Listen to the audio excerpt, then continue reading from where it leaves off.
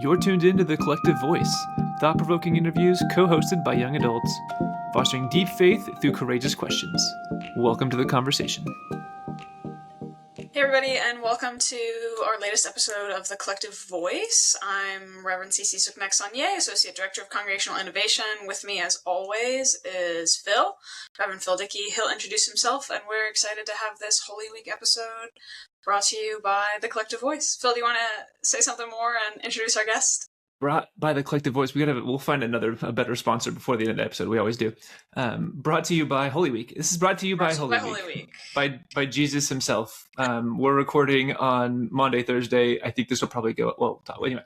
So yeah, brought to you by Holy Week. And we're excited because Reverend Anna Shipley is with us. And I've known Anna for a few years now, trying to get her more involved in the 787. We might have tried to bring her on staff at one point too. And she was like, no, I have other things I have to do, which is fine, Anna, it's fine. But we're really glad that we've been able to loop her in, and she's doing some work with us in some what we're calling the Next is Now, which is a bridging between college ministry and young adult ministry space. We'll probably get in that a little bit here shortly too, but more than anything, Anna, will you just let us know a little bit about who you are, where you're coming from, where you're joining us today? Yeah, absolutely. My name is Reverend Anna Shipley. I am currently a commissioned deacon in the Horizon Texas Conference of the United Methodist Church, and I'm appointed dually right now 3/4 time to the Belton United Wesley, which is an ecumenical campus ministry, United Methodist, Lutheran, Episcopalian, serving predominantly the students of the University of Mary Hardin Baylor up in Belton, Texas. And then 1/4 time, I also serve as the associate pastor here at the church, First United Methodist Belton, and that's where I office out of. So that's where I'm coming at you today. You said commissioned deacon. For non-United Methodists or United Methodists who have not gone through the ordination track, what does that mean?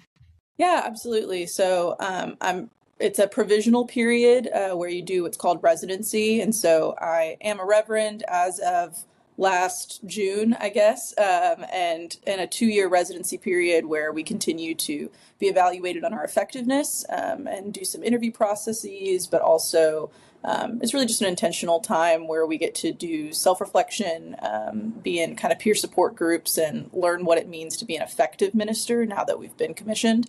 And then once you get through that residency period, assuming that you're approved and recommended by the Board of Ordained Ministry of the UMC, which is comprised of other pastors, but also lay people. You turn in paperwork, you do interviews, you turn in sermons, all kinds of things, and get feedback that allows you to grow, but then also would either get you approved or have you kind of extend that period of learning in order to become fully ordained. So that'll happen for me next year, that last interview. They used to call it a probationary period, so I feel like the move to calling it residency feels way better. You're not on probation. Yeah, exactly. Yeah. And also we're also not doctors, but whatever, we'll take residency, that works. Yeah, no white coats that I'm aware of. Presbyterians also, I think, use residency as their term, like for seminary graduates before, I don't know. I'm just over here Lutheran, don't understand your processes. But I will say, in an interesting connecting point, I don't know if I shared this with you when we were in Indianapolis or beyond. My seminary internship, which was part of my formation process before I was ordained, was 3/4 time in a congregation and then 1/4 time in a campus ministry. So the flip-flop of yours. And I remember it being a bit of a challenge to dwell in two different spaces that were very different. These two ministry spaces also didn't have the deepest connection. So it was really, really separate. And I'm not sure if that's the case with your setup, but can you just tell us a little bit more about what this has been like for you to kind of exist in two different spaces, to work on, you're the associate pastor at this church, which probably means working on a team, maybe working under a senior, but then you're the campus minister, probably stewarding student leaders. So what's it been like for you? How's it impacted your sense of call, your leadership, and your faith? Yeah, absolutely. I mean, I think in general, I will say my call as a deacon, and the Methodist Church, we have the two orders of elder and deacon, means that I am called to minister in this idea of this threshold space between the local church and the outside world. And so for me, being 2 feet in both camps has actually been, while difficult for sure, a blessing, because I've gotten to kind of also help equip the church and how better to welcome young adults into their community, even though the campus ministry is separate. Sounds like there's a little more overlap in my setting than there was in yours, Cece, because we actually have the Wesleys being housed out of the student space here at First Belton. And kind of the original idea for the relaunch of this campus ministry came from the large student population that comes here weekly. The church has a lay-led college lunch program where they serve free lunch to over 200 students every week, and that's been going for over 20 years. And so Wow. This community here of lay people who aren't necessarily in the young adult demographic are deeply dedicated to welcoming college students. And so I'd say that it was a very symbiotic ministry partnership between the two, because the people here who are older, for the most part, are deeply dedicated to welcoming these young people. And so I've had a good experience with that, because it's more like I'm getting to enhance and pastor into the spaces that they've already created, and use those as kind of a launch pad and get to partner with them. I do think sometimes it's good to have the rootedness of being part of the local church, especially because since I'm creating a campus ministry space that's ecumenical and female-led in a private Southern Baptist university setting, it can feel a little bit isolating at times because there's not as much. I feel like, I'm sorry to interrupt you, but you have to restate all of those qualifications because that's a lot. Yeah, so University of Mary Hardin Baylor is a private Southern Baptist university, and for the most part, we're part of what's called the Network of Campus Ministers at UMHB. A lot of different campus ministries, but almost all of them are Baptist or non-denominational, with the exception of me and then the Catholic group on campus. And so it's definitely a unique theological witness, and so sometimes it's a little bit harder to find ministry partners within that that are kind of willing to do collaborative work just because of the theological differences that we're presenting from. Well, and I can also imagine not just theological differences, but that sounds to me like you named it, very male-dominated space, male ministry leader dominated space. And here you are as a young woman ordained deacon in the Methodist Church. And I've been in spaces where, as a young woman ordained, doesn't always feel the safest or doesn't always feel the most welcoming. So we're grateful for your witness there, and your courage there. We know it hasn't always been easy, though. Yeah, no, and I think there's been so much beauty in being able to listen to and be a space for young women at the university who are excited about the idea of seeing a woman in a pastoral leadership role. And so getting to spend time with them has been so life-giving, because it is a conversation starter. And I think, there's other things that we're planning on talking about today as far as Holy Week goes. But the reality is when we have differences theologically or even just in our traditions, the way that we show up and present not just our orthodoxy, but our orthopraxy, the way that we're front presenting what it is that we're doing as a church, as a Wesley, it creates an opportunity for conversation. And I think something that's been really important to me this year is to go into those conversations open-minded and curious, and to say yeah, what I'm doing here is different, but I'm curious about what it is that you think and what you believe, and then I'd love to share mine too. So that way it's not coming from a place of division, but really an opportunity for people to, see tangibly that there are, I guess, a variety of options and that we're all trying to make sense of the world as best we can, right? And so, yeah, but I am acutely aware, right, just the presence of me as a female pastor on campus is unique and therefore does invite curiosity, I think, on parts of students, but also, other people that we interact with in the community. It sounds to me like the body of Christ, right? Like the differences that we have, and whether that's, what do you say, orthodoxy versus orthopraxy, but my life was changed by a woman campus pastor, I will say. Shout out Mindy Roll, campus pastor at Treehouse Lutheran Campus Ministries back through 2019 at Texas A&M University. She texted me yesterday, right? Like someone I still deeply care about and someone who changed my life, because I for the most part saw the pastor role as men, inhabited by men, and not grew up in the ELCA, which has ordained women now for over 50 years. But I had one associate pastor that was a woman for only a couple of years during my middle school tenure. And then my youth minister was a woman too, is a woman. But really, Mindy inhabiting that role was so just life-changing for me. And so I'm grateful that you're able to do that. Like, personally, as someone who's been, like, who loves campus ministry so much and deeply impacted by it, grateful that you're doing that. Yeah, that legacy is so important. We're at 70 years. This is the 70th anniversary for ordination for women for United Methodist historical faith, which is beautiful and something to be celebrated as well. And it's funny you mentioned that. I've kind of, this new ministry setting that I'm in, I've been here in Belton for about a year now, is unique to me. So it's kind of, again, I guess we're the same but opposite, CC, in that I grew up having almost exclusively female senior pastors. And so I remember, I think it was like in high school where I was like, oh, guys can be senior pastors. Like, it was like a first realization, like, oh, that's an option. And so, you know, it depends so much on your context and like what you've seen in front of you. But I do attribute the ability that I was able to discern my call to ministry at, 12, 13 years old from the fact that this always felt like a possibility for me. There was no question that women belonged in the pulpit, belonged in lay leadership at the church, belonged, in front and sharing their faith. And so, I'm grateful for those women that were able to model that option for me. That meant so much, that representation.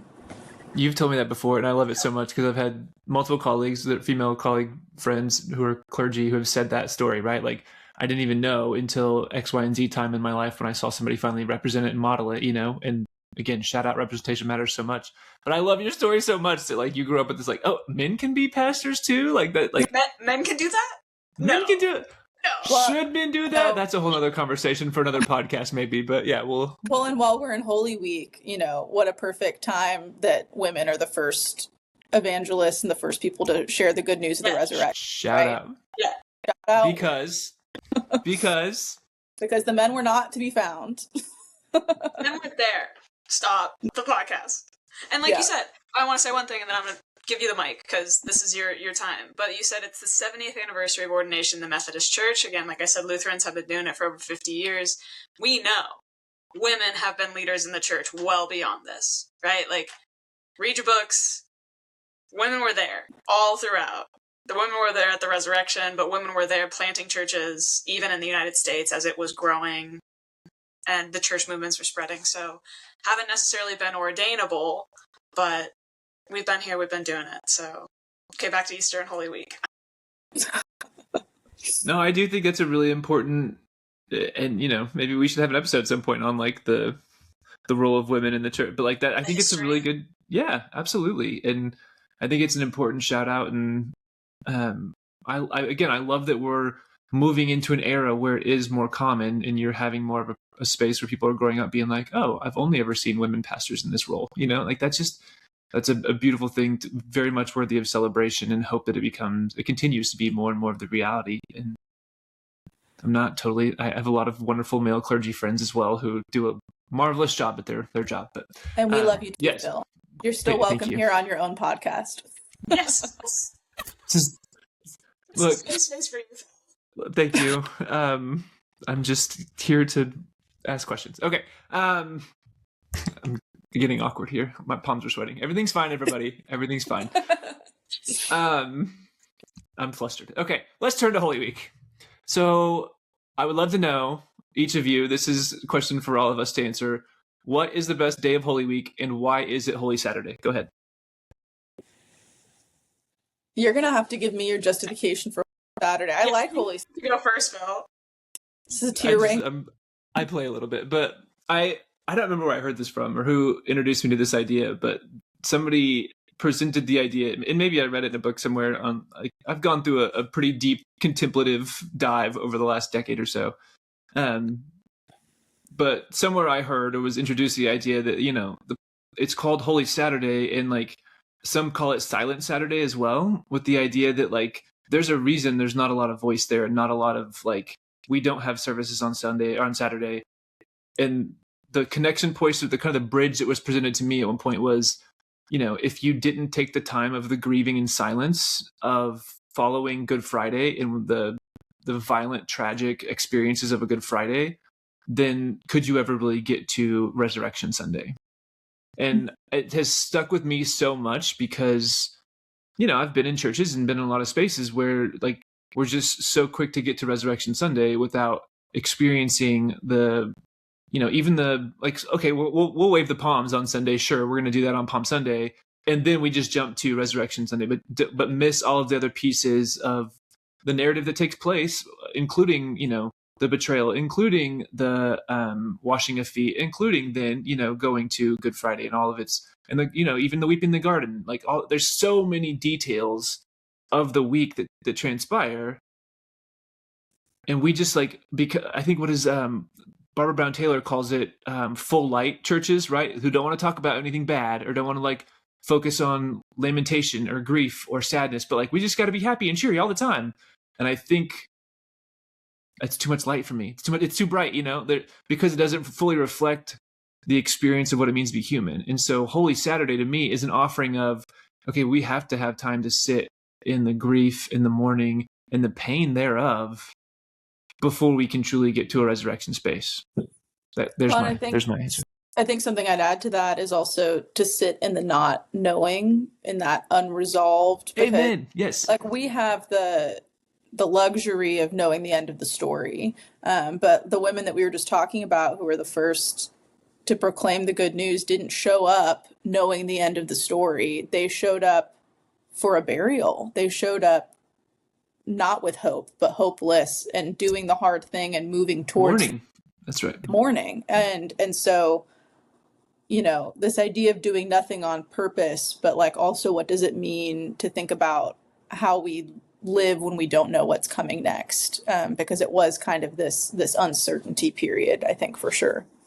Yeah, I will say I don't have a tradition of doing anything like for Holy Saturday, on Holy Saturday. It was not really theologized in my upbringing or through seminary. I know there's some congregations that do an Easter vigil. I'm thinking about doing a vigil service this year. And I know the seminary does one. I've heard it's very long. Which is what they were. Like they're very long. Which is what they're were. Beautiful. They're usually full of one like really reflective music and good music, and it starts with a fire. Light, like and they're the dark awesome. And champagne. Mm-hmm. Like I've heard they're really great, but like the past 3 years, not this year, but 23, 24, 25, I was in a congregation, and so the thought of going to a vigil service on Saturday night when I got to get up on Easter Sunday was just a no. I will say we recorded someone on the podcast earlier this year. Earlier during Lent, I think, and they said something about, we asked about Lent and they jumped to Easter, and I was like startled actually by it and surprised, and like wrote down on a sticky note that's on my desk at home, like I think I'm a Lent person actually, and it might just be because of how things have been going in my life in the past couple of years. I've had a significant death in my family every Lent for the past 3 years, including this week. And I need some space for myself and for my life of faith to dwell in that uncertainty, to be at the cross, to weep and cry and witness. And not be okay, right? And like in these stories, we get such a full spectrum of humanity, from betrayal and what Reverend Dr. Margaret Amer called ghosting in her sermon just now for Maundy Thursday of Peter, and thinking about the times that I've been ghosted by friends or I've ghosted friends, thinking about the times that, maybe I've betrayed someone or someone's betrayed me, thinking about the grief that I'm holding, the brokenness that I'm seeing in the world, and being able to lay that bare, knowing that like Christ himself experienced all of it, and God's self then experienced all of it. So I'd say like Good Friday. And we did at the church I served the bidding prayer. I don't know if that's a part of y'all's tradition. It's like an ancient prayer, I think, from the early church. And it's just like, here's all the ways that we have messed up.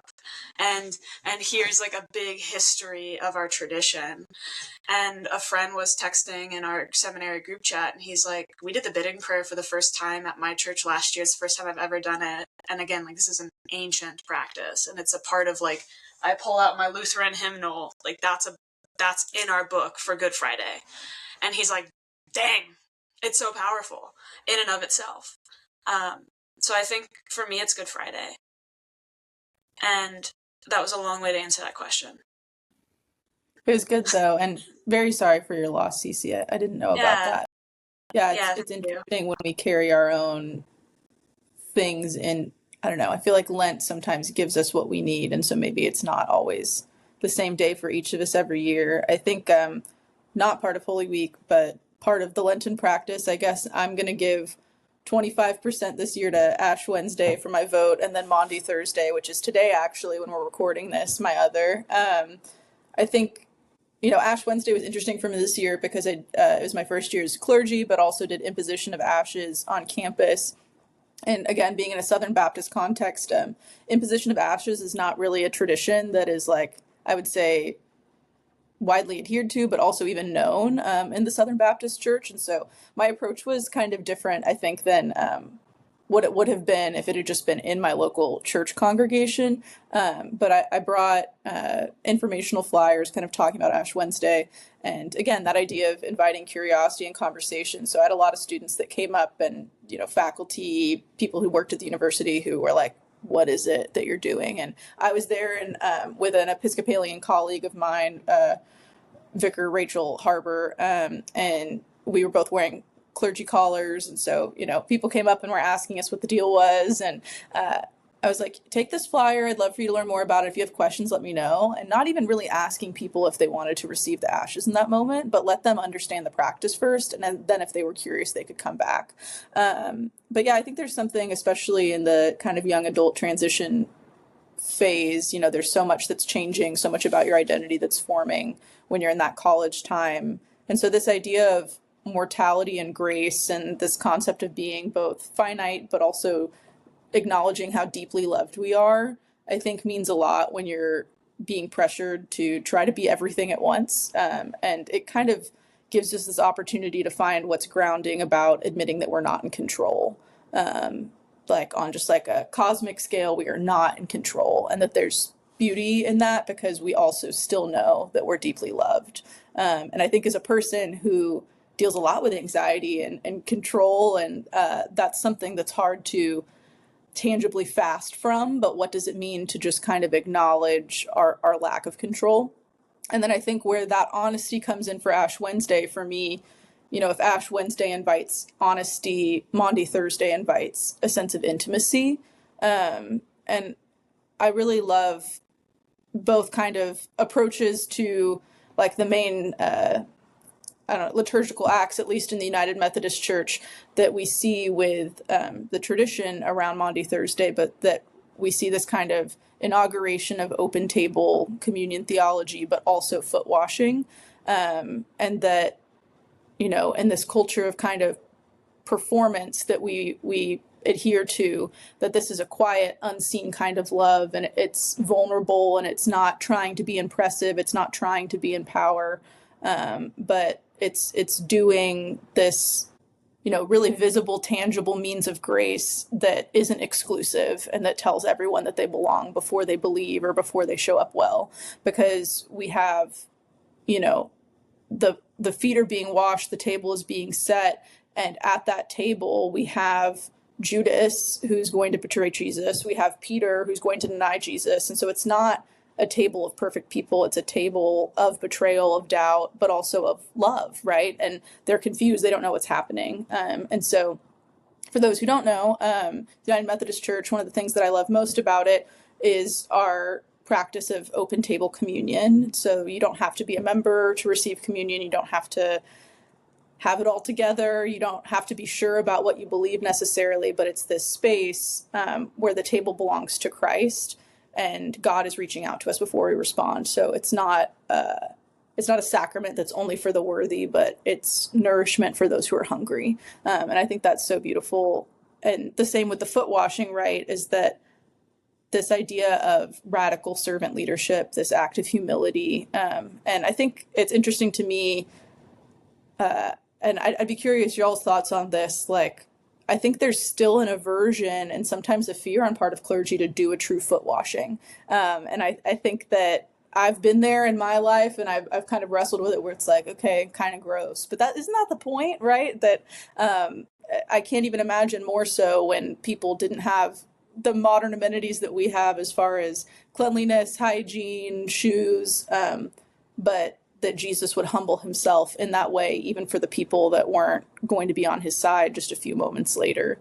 And so I guess when I think about Maundy Thursday, and I'm going on as well, sorry, but I think it challenges me really uniquely to think about, am I going to serve when it's uncomfortable and when no one else is seeing it?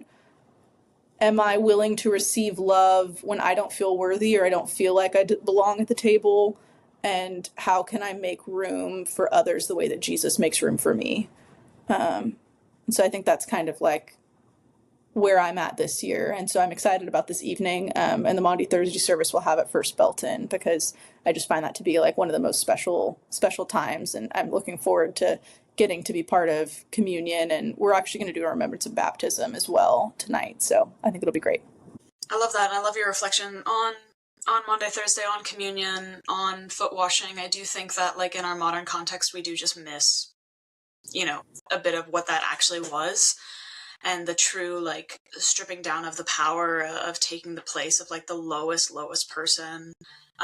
The sermon that was preached at Maundy Thursday here at Austin Seminary, like, focused in on that, and, like, through a huge historical contextual thing. I also think that we do Holy Week a disservice when, Phil, to your point of, like, the Palm Sunday to Easter, like, and truly no shade at people who are not, like, every day of Holy Week participants, but I know when I've only dropped into the story on Palm Sunday and Easter, like, I miss things, or we ritualize so many things. So, like, I know multiple colleagues of mine are doing a First Communion, like, remembrance or communion milestone tonight in addition to Maundy Thursday. People do baptisms at Easter Vigil, which I think is totally appropriate and, like, super, super ancient in tradition. But, like, even Palm Sunday has shifted to Palm Passion Sunday for so many congregations because of the low attendance at Good Friday worships when, like, the Passion is actually read in full. And so all this is to say, like, I don't know, sometimes I think we try to make them too busy and we try to, like, clump them together because our life is too busy. And it's hard to go to 5 worship services in 1 week, let alone lead 5 worship services or 10 worship services in 1 week. But I think really highlighting those important pieces and trying to do them as well as we can.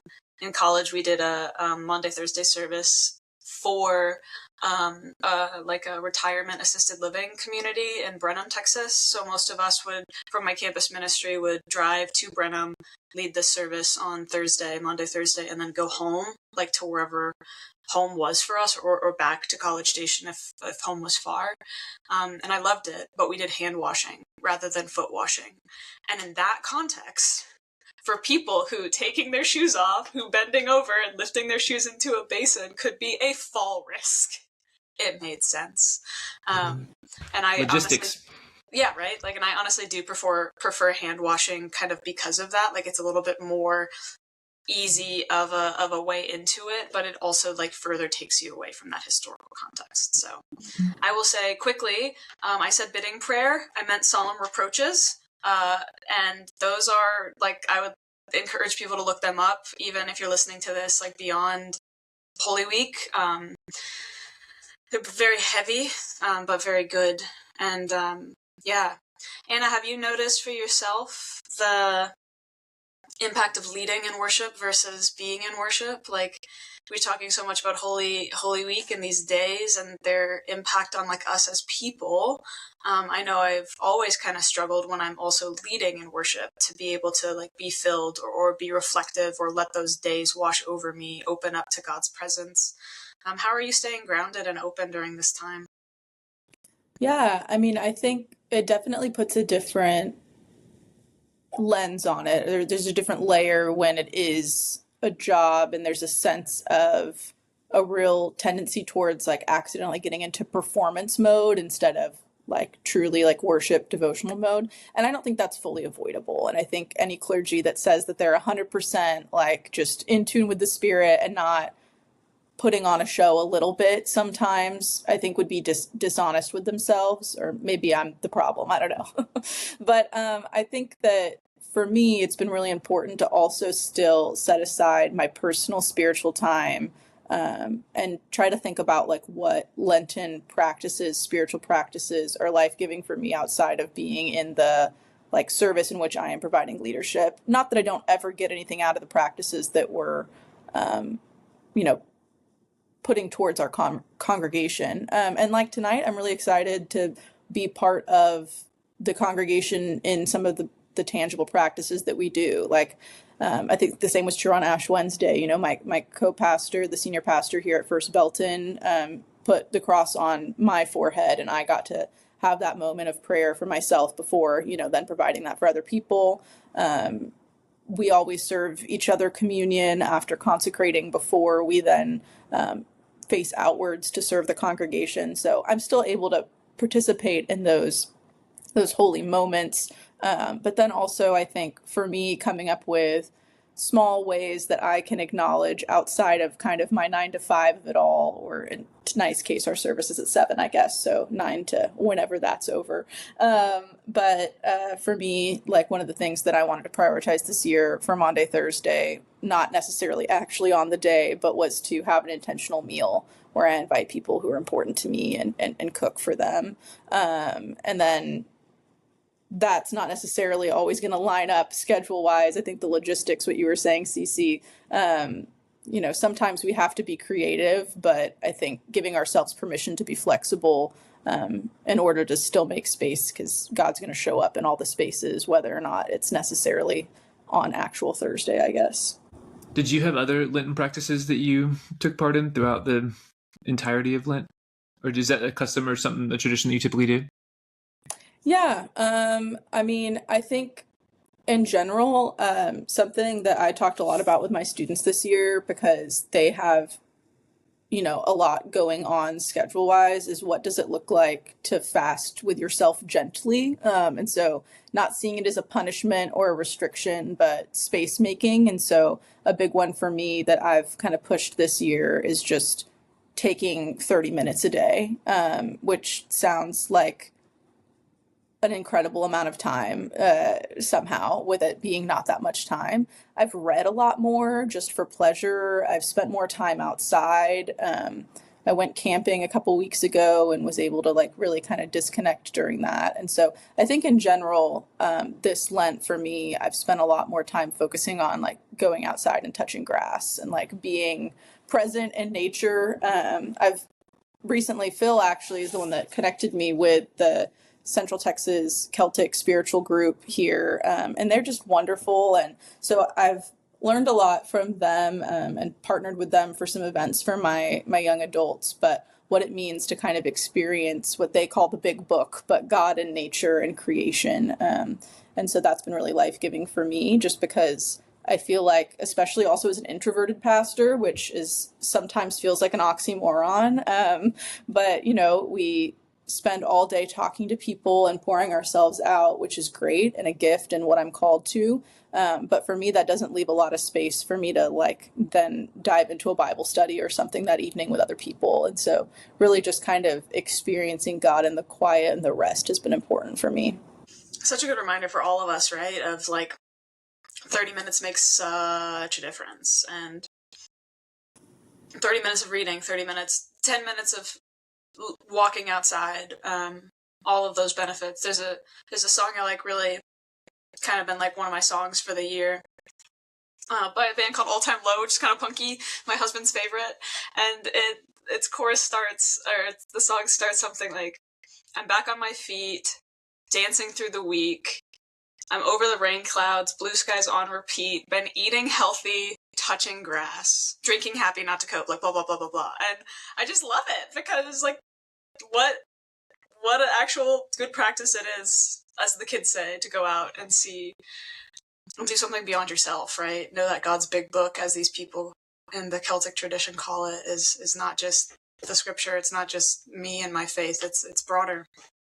And I know you are kind of working and playing a little bit with some ideas around like centering Christian practices for young adults, and you're showcasing them through our conversation already.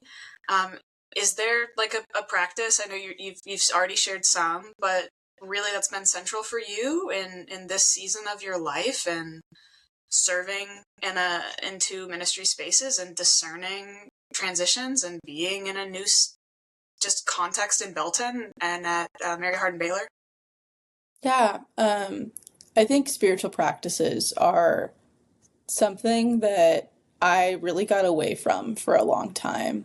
And I think I decided I was too busy, or I decided that there was like more important ways that I could be thinking or doing. I think this idea of productivity and having something that I could show as results has kind of become central to me, maybe since, high school, college. And so it's been recent that I think maybe since seminary, honestly, that I've been like, oh, actually, I'm not too good for taking time to take care of my spirituality. And I mean, that's also, I'll credit, the Methodist commissioning ordination process. They really emphasize that. And that's not something that I think I bought into quick enough. And I'm really proud that that's a change that I've been making.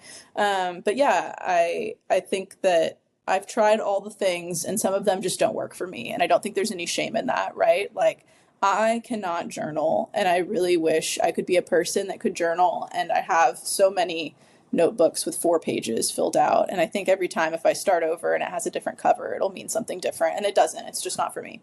And so I think knowing yourself enough to rule things out when they're not for you is important too. Something that recently has been super life-giving for me that I've gotten back into. I spent a long time working kind of on and off as a contemporary worship leader throughout seminary at the UT Wesley when I went there, and kind of took for granted what music and like making music meant to me kind of in that time period. Prior to that, I grew up playing in orchestra. And recently I've been like looking to create space to reclaim playing music as a spiritual practice. And so I play the harp and kind of just taking time. Anna plays the harp, which is so cool. Yeah. Unreal. Unrelated fun fact. But for me, I really like think that is such a great meditative practice for me, because as a person that like feels the need to produce, but also like can't keep my mind on track, like the physical act of something like really gives me the ability to kind of let go of thinking through things that are not relevant to the spiritual practice. So playing the harp for me recently has felt really great for that kind of meditative space for me as an accessibility means, basically, to keep me focused. And also, even though I'm not big on running, like from a standpoint of I find running enjoyable, it's great for me to like get my mind kind of centered. So running and walking, just being outside of my space where I can't touch my phone, where I can't change my mind about what I'm doing and go start reading or get to my laptop or hear a notification, but really to just be like, okay, this is the amount of time that I have set. And so I think those are the two right now, is like, what does it look like to just kind of give my brain a break by giving myself something a little bit physical to distract myself, but also to kind of just focus on the world around me and observing beauty, I think both outside, but then also beauty through music. One of my favorite questions, where are you seeing beauty lately? And, I think you kind of just answered it, but if you have other thoughts on where you're experiencing or seeing beauty. Yeah, I mean, I have been working now at Belton in this relaunch of the Belton Wesley for a year. And we're just kind of getting to a place now where I'm starting to see this independent bond being formed between my students. Whereas my ministry, largely for the first semester, was, and there's nothing wrong with this, but tied to me making one-on-one connections with students, and then us getting coffee and us talking and learning more about them. And now kind of the second semester, starting in January, really focusing on bringing those people together. And you never know what's going to happen when you do that. But we've been doing a weekly book study going through Inspired by Rachel Held Evans, if y'all have read that. Wonderful book. And I let them pick what we eat for dinner, and I cook for them every Tuesday, and we sit together. And currently it's all women that attend this book study, and all of them have come. It's interesting, the book Inspired that kind of helps people tackle through Rachel Held Evans' own kind of process what it means to view scripture as inspired by God instead of inerrant, and what it means to wrestle with questions and doubt and have that not be a negative. And it's fun to have these young women who all come from very different theological backgrounds, and even I'd say viewpoints right now, and where the book is hitting them differently, and like getting to hear them have discussion, but also seeing them just to start to love one another and enjoy being together. And so like we went to instead of me cooking this week, because Holy Week is crazy, we went to Whataburger for our book study. And just hearing them laugh together and me not even like understand what they're giggling about just brings me so much joy, because that's laughter in a community that didn't exist a year ago. And so it just makes me feel really happy that they've been able to find community through this. I think even to connect some people that maybe wouldn't have interacted or met each other in another format. So I'm like, I've had a week, Phil knows, and I'm like on the verge of tears just hearing that, and like thinking about truly like the experience I had in campus ministry, where I probably would not have met my husband if it wasn't for campus ministry, right? Like, where else would an English major interact with an electrical engineering major, than church, than campus ministry, right?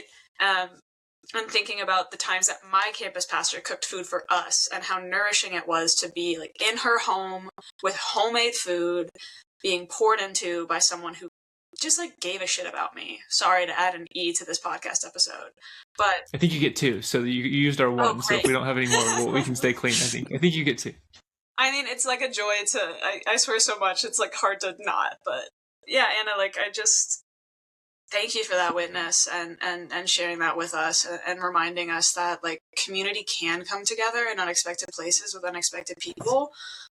Thinking about our audience, like the people that are listening to this podcast, some of them are like friends of ours. I'm sure you're going to send this to friends of yours. People in the Gather Network listen to this. People in the seminary listen to this. What are some of your, but there's a population, I'm sure, of young adults that are listening to this, right? That maybe are like looking for a place of belonging themselves, that are experiencing transitions themselves. Do you have any wisdom, any advice, any hope, or any just even like lamentation to share in solidarity of like, yeah, y'all, actually this work is hard, and here's how it's been hard for me, but here's how I'm getting through it, as we kind of wind down this episode? yeah, I mean, I think I'll just say, my campus ministry experience was also incredibly formative, and those are friendships that I nurture and like am so appreciative of today. I think for me, when I think about what it looks like to find community and find belonging, I think the hard truth that I learned, even in, a welcoming place that I found in my campus ministry in college, and also have found in a ton of other places living in Austin, and, just being a young adult out in the world. I play soccer and rec soccer, and I've made tons of friends that are great, wonderful people who are so supportive of me. But the reality is until we get to a place where we're willing to be vulnerable, and show up as our authentic selves, which is scary because that makes us, whenever you show up as yourself, there's more of a fear of rejection, right? Because then they're rejecting the true you. And I think for me, like, being willing to take those walls down was the first time that I then had the ability to actually connect with people, because you can't feel like you belong if you're not yourself when you show up somewhere, because then it's not you that's belonging, it's whatever version of you you're presenting. And that's easier said than done, because it can be scary. And, it's not to say that sometimes you're not going to be someone's cup of tea or all those things, but what does it mean to feel grounded enough in who you are and your identity and your belovedness in Christ, that you have value and purpose, and that you can then show up authentically? I think that's step one, I guess. And then, I think we find the spaces that we curate ourselves to. So if you're a person that's open to other people and can be trusted in a safe space for people to be themselves in the good and the bad and the ugly, then I think you're going to also be able to find that for yourself. And so I think it's that ability to be honest and have that shared vulnerability that creates spaces where we can find true belonging for one another.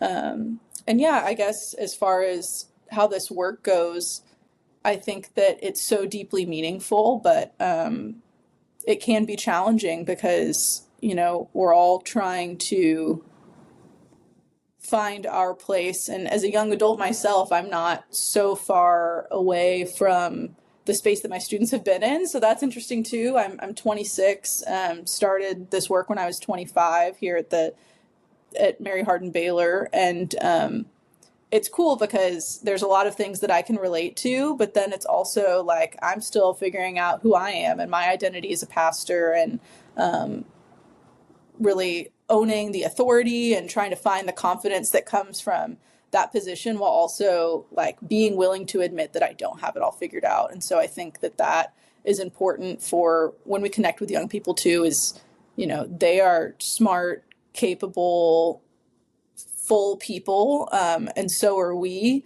but that doesn't mean that I know anything that they don't know about the world, and that our experiences are constantly informing the ways that we show up for people. And so just being a good listener, I think, is the main thing about what it means for me to be a good pastor for young adults, is just not putting myself on any sort of pedestal, but to say like, hey, I see you and we're in this together. Whew. Reverend Anna Shipley, we are grateful for you and for your witness and for your service and for all that you do, bringing beauty into the world and the way you show up to create that authentic space and belonging. And I'm going back to that idea of, you said belong before believing, right? Like creating a space of belonging before a shared sense of belief. And what a witness. And we're truly just grateful for you and just wish the best for you in the midst of your ministry in the remainder of this Holy Week. And we are grateful that we get to be in ministry with you. And blessings to you, friend. Thanks for being with us. Thanks so much for having me. Yeah. Yeah, I'm grateful for you. Thanks for listening to this episode of The Collective Voice, the premier podcast of the 787 Collective. For more information, visit us at 787collective.org or find us on social media. And if you enjoyed what you heard, be sure to subscribe, rate us, and share a review. For when you do, you are tricking the algorithm for the common good.